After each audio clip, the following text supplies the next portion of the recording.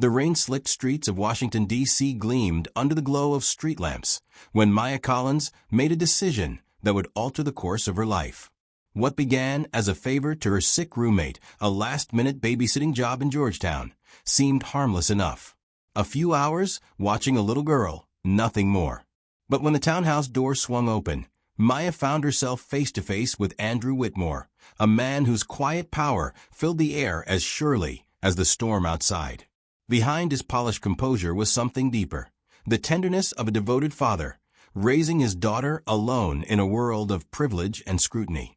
That night, as Maya braided 5-year-old Sophie's golden hair and read stories beneath the glow of a canopy lamp, she didn't realize she was stepping into a life woven with secrets, choices, and a love she never expected to find. If you love emotional and heartwarming stories, don't forget to hit the like button, subscribe to the channel, and turn on the notification bell, so you'll always be the first to hear our next story. Now let's begin.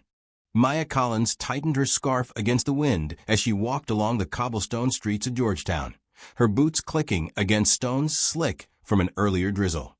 She glanced at the address on her phone for the third time, wondering if she had made a mistake. The townhouse in front of her wasn't just a home, it looked like a piece of history. Tall windows glowed with soft amber light, wrought iron railings curled like lace, and ivy traced the red brick facade. This was no ordinary babysitting job. She had almost said no to her roommate Brooke's desperate call.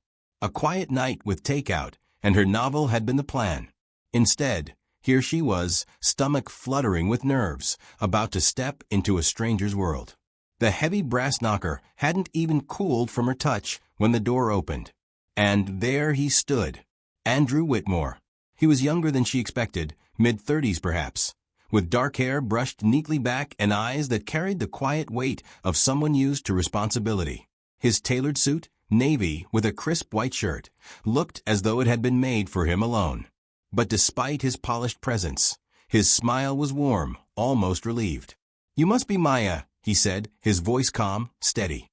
"Thank you for coming on such short notice." Maya swallowed, aware of the understated elegance surrounding her. The foyer behind him glowed with lamplight that fell on polished hardwood floors and framed artwork that looked like it belonged in a museum. "Of course," she managed, trying to keep her voice even. "I'm glad I could help. Brooke was worried she'd let you down." "She hasn't," Andrew said quickly. "We all get sick. What matters is that Sophie has someone she feels comfortable with tonight. She's upstairs getting ready for bed." He stepped aside, and Maya entered. The air smelled faintly of cedar and something sweet, maybe vanilla. The house was elegant, but not cold. Fresh flowers brightened the hallway, and a child's sneakers rested by the staircase, laces untied. Andrew led her up the curved stairs. Sophie's routine is simple, though she has strong opinions about which stories get read. "You'll see soon enough." Maya nodded, grateful for the distraction of conversation. Every detail around her spoke of wealth, antique vases, photographs in silver frames, but also of family. There was warmth here, not just money. At the top of the stairs, Andrew stopped before a door painted with careful letters. "Sophie." He knocked softly before opening it. The room inside was a dream. A canopy bed with pale pink drapes stood beneath a ceiling painted with soft stars. Bookshelves lined one wall, their rows of picture books organized with surprising neatness. A world map stretched across another, marked with tiny stickers like footprints of imagined adventures. On the bed sat a little girl in a white nightgown, blonde hair tumbling loose around her shoulders. She held a brush in her small hand, brushing with careful concentration. "Sophie," Andrew said gently, his tone softening instantly. "This is Miss Maya. She'll be staying with you tonight while I go to my meeting." Sophie looked up, her bright blue eyes locking on Maya with a frank curiosity only children possess. After a moment of quiet assessment, she nodded once, as though approving. "You're pretty," she announced. "Do you know how to braid hair?" Maya smiled despite her nerves. "I do. Would you like me to braid yours?" Sophie handed her the brush without hesitation. "Yes. Jessica always braids it before bed. But she said you're nice too." As Maya settled on the edge of the bed and began working through the silken strands, She could feel Andrew's gaze on her. There was gratitude there, yes, but something else too. Something unreadable, like a man who carried the world on his shoulders and wasn't used to sharing even the smallest part of it. Maya focused on Sophie's hair, weaving the strands carefully. The child's trust came easily, freely given. And though she didn't know it yet, this moment, the quiet braiding of a little girl's hair in a Georgetown townhouse, was the beginning of everything. Sophie's hair gleamed in the lamplight as Maya tied the braid with a pale ribbon she found on the nightstand. The little girl studied herself in the mirror, nodded with satisfaction, then turned back to Maya with the seriousness of a professor. "Do you know the rules of story time?" Sophie asked. Maya glanced at Andrew, who stood near the door, hiding a smile. "No, but I'm a fast learner." Sophie leaned closer. "First rule, no skipping pages. Second, every character has to have a voice. Third, if I fall asleep, you still have to finish the story out loud, because I can hear it in my dreams." "That's a lot of responsibility," Maya said, amused. "But I accept." Andrew chuckled. "You'll do just fine. Sophie, remember to be on your best behavior for Miss Maya." "I will, Daddy."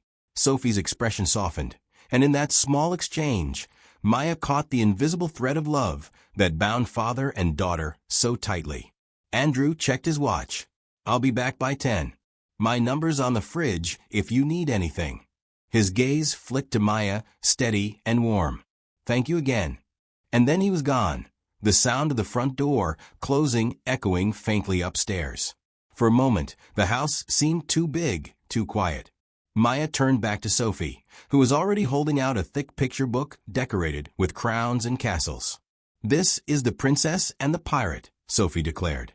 "Daddy says it's a silly story, but Jessica always makes the pirate lisp, and it's very funny." Maya took the book and settled on the bed beside her. "Well, I suppose it's my turn to prove myself." The minutes that followed melted into laughter and wide-eyed wonder.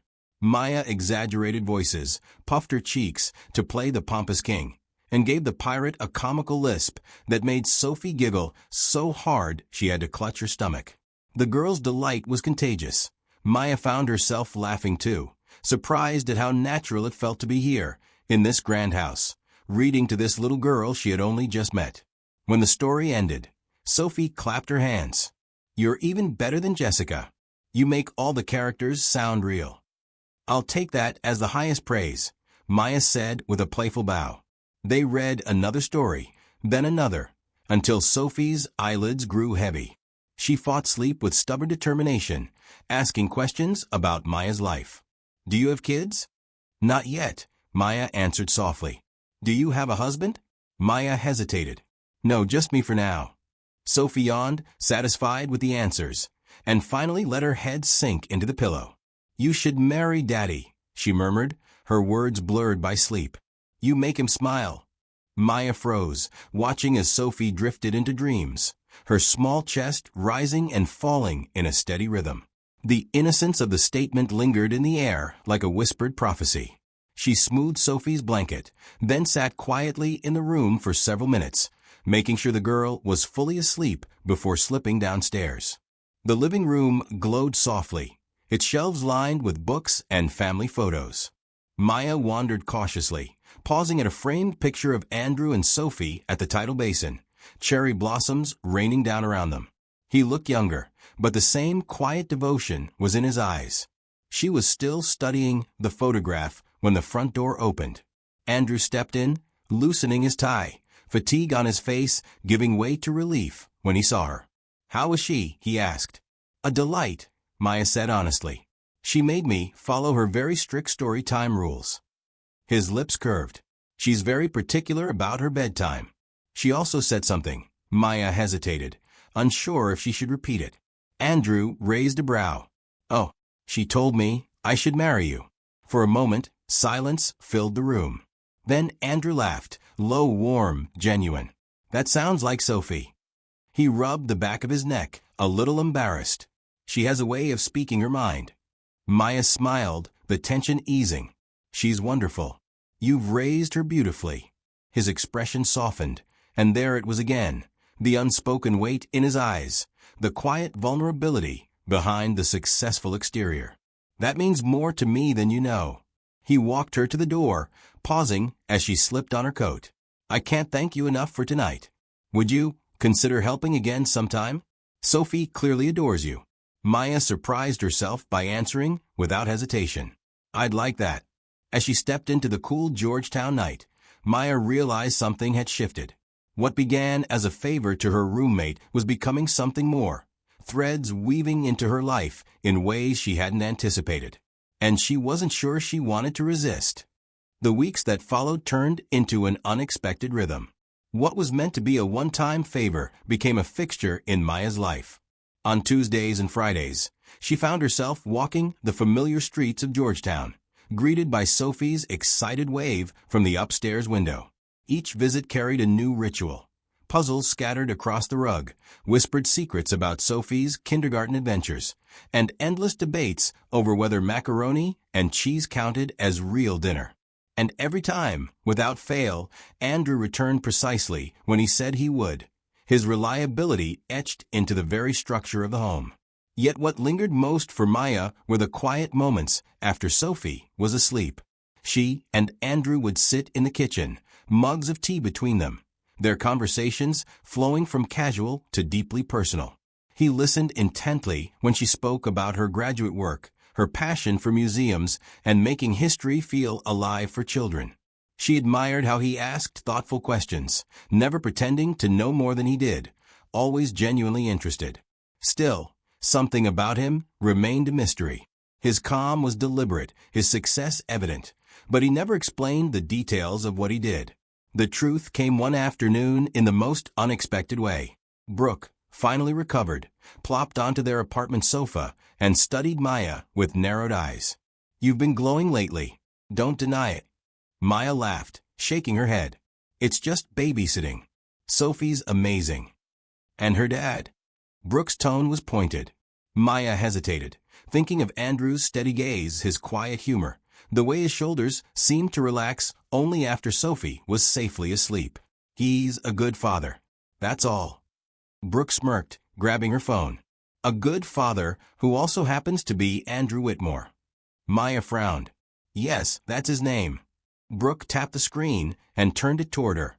A glossy business magazine article stared back. The youngest billionaire in D.C., Andrew Whitmore reshaping philanthropy through finance.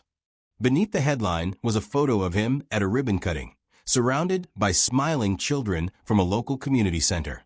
Maya blinked, reading the text that scrolled beneath the photo. Whitmore Capital managed billions in assets. His foundation had funded libraries, after-school programs, and art centers across Washington. He wasn't just successful. He was one of the most influential men in the city. Her stomach flipped. Why didn't he say anything? She whispered. Because he's humble, Brooke said simply. And maybe because he wanted you to see him as Sophie's dad, not as a headline. Maya leaned back, stunned.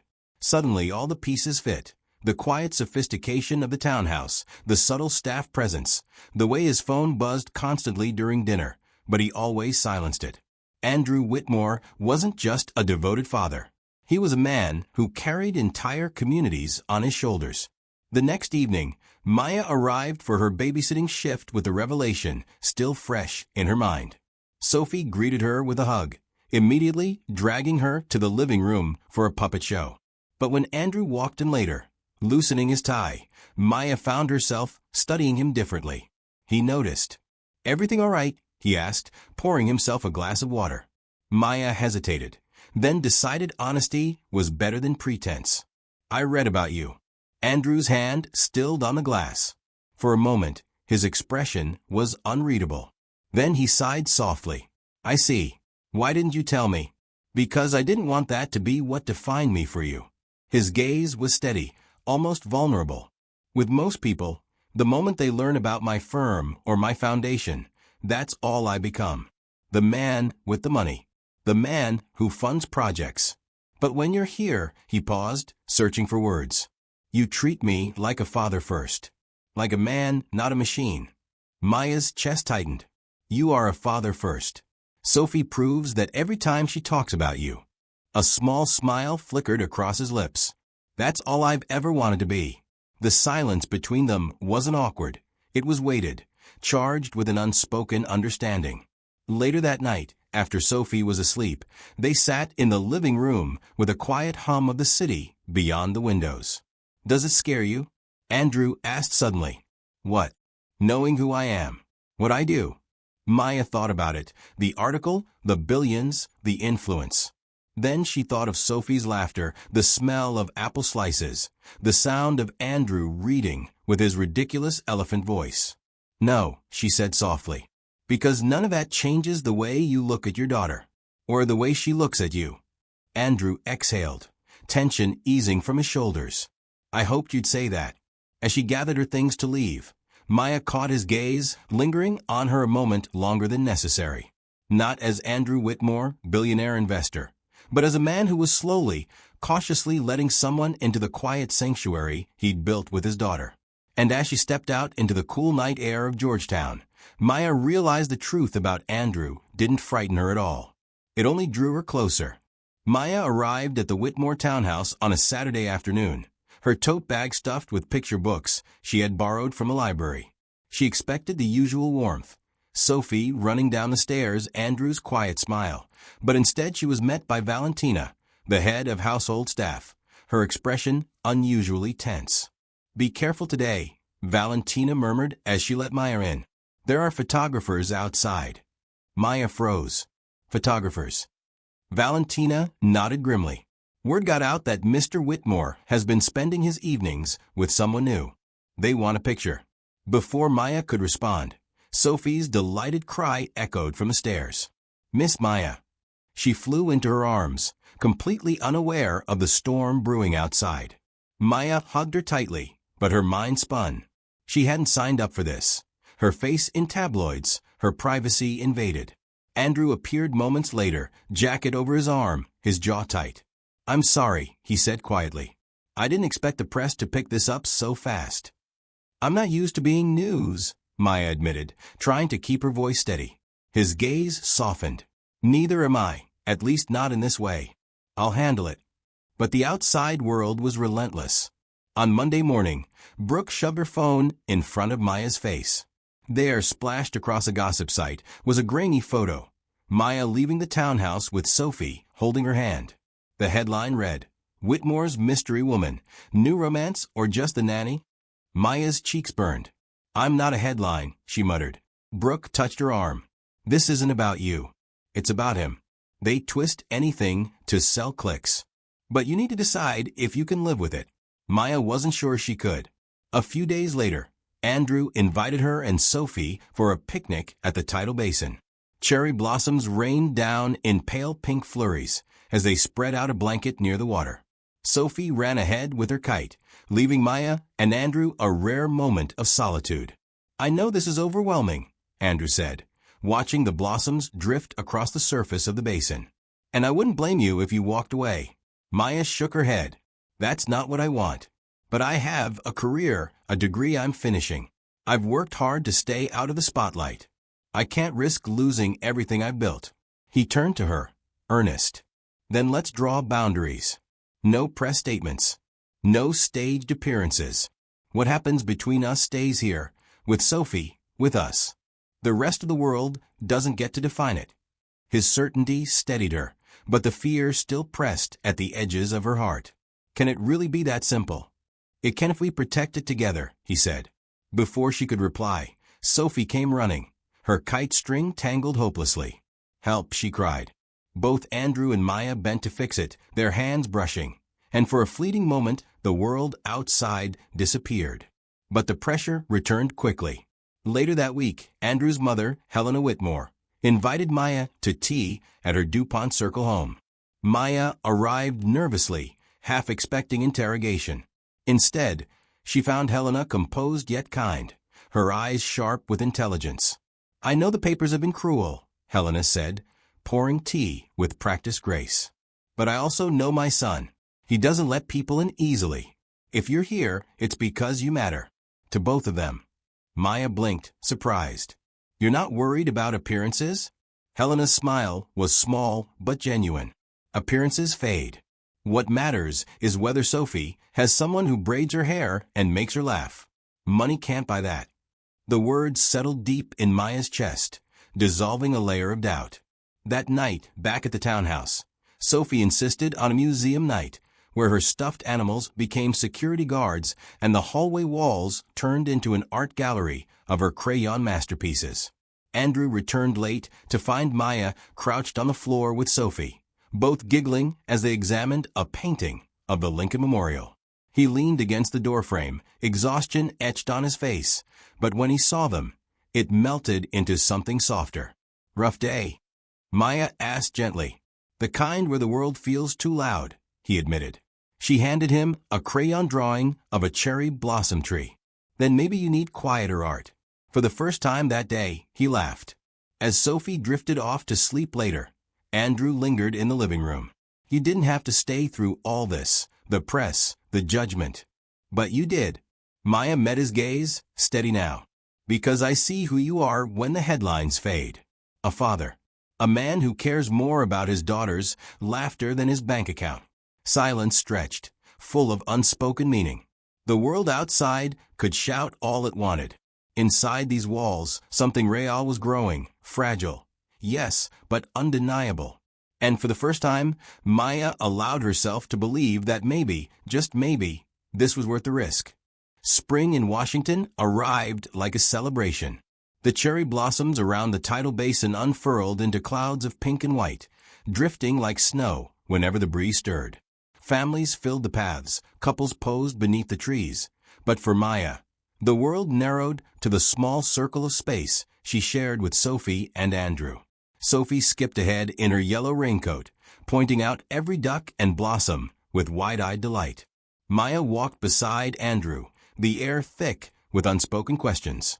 For weeks, they had moved carefully, as if balancing on a wire stretched between privacy and possibility. On the steps of the Jefferson Memorial, Andrew paused, his gaze fixed on the water. "I've spent years convincing myself I was enough," he said quietly. "Enough for Sophie, enough for this life we built alone. And most days I was. But lately," he turned to her, eyes vulnerable. "Lately I've realized being enough isn't the same as being whole." Maya's breath caught. She thought of the countless evenings, the bedtime stories, the kitchen laughter, Sophie's innocent declaration that she should marry her daddy. She had told herself it was temporary, that she was just helping, just filling a gap. But the truth pressed against her heart now, undeniable. "I know what it's like to guard a life," she said softly. "To protect what you've built because you're afraid someone else might break it." "But Andrew," she met his gaze, "you've already let me in, and I don't want to leave." His shoulders eased, the weight he carried slipping just enough for warmth to shine through. "So stay," he whispered. "Not as the babysitter. Not as the woman caught in headlines. Stay as you. With us." Before Maya could respond, Sophie came running, her hands full of petals scooped from the ground. She pressed them into Maya's palm with childlike seriousness. "For you," she said. "Because you belong with us." The words, so simple, so pure, struck harder than any grand confession could. Maya closed her hand around the petals, tears stinging her eyes. "Yes," she said, voice trembling. "I'll stay." Andrew's hand found hers, steady and sure, as Sophie nestled between them. Around them, cherry blossoms swirled like blessings carried by the wind. The city buzzed beyond. Headlines would rise and fade, but here, under a canopy of blossoms, a new family had quietly chosen itself. And that choice would be stronger than anything the world could say. Which part of this story touched you the most? Share your thoughts in the comments below. I'd love to read them. And don't forget to subscribe to the channel and turn on notifications, so you won't miss any of our next emotional stories.